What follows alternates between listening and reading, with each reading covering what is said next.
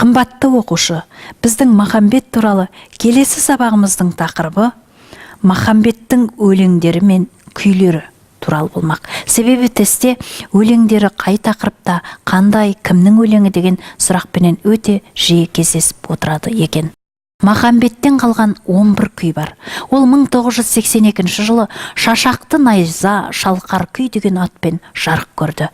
Күні бүгінге дейін Ұлытау ансамблінің орындауында, Ұлытау тобының орындауында оның Жұмыр қылыш деген күйі қазір әлемді аралап кетті. Жұмыр қылыш, қайран нарын, терезе, өкініш деген күйлері бар. Ал өлеңдеріне тоқталатын болсақ, оның өлеңдері ең алғашқысы хан емессің, қасқырсың, Жәңгірге айтқаны. Махамбеттің Баймағамбет сұлтанға айтқаны дейтін 14 тараудан тұратын ұзақ жыр өлеңі де бар екен. Одан өзге Исатай деген ағам бар. Мұнар күн. Мінгені Исатайдың ақтабан-ай. Тарланым. Атадан туған аруақ тер. Қызғыш құс.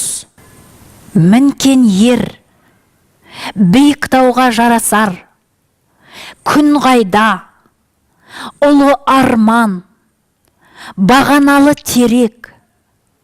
Мен құстан туған құмаймын. Менің атым Махамбет. Міне осы сияқты өлеңдері бар екен. Ол өзінің өлеңдерінде, мысалы мынадай сұрақ келіп отырады. Исатайға арнаған өлеңдері қайсы? Мен ол туралы жеке тоқталып өттім.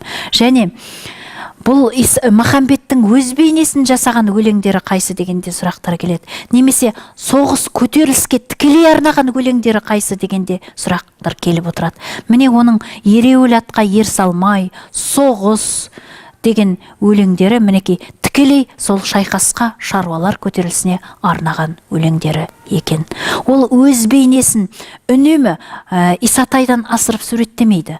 Исатай басшы, мен қосшы деп Исатайдың батырлығын, ұйымдастырушылығын, ел алдындағы беделін ерекше аспандатып суреттейді.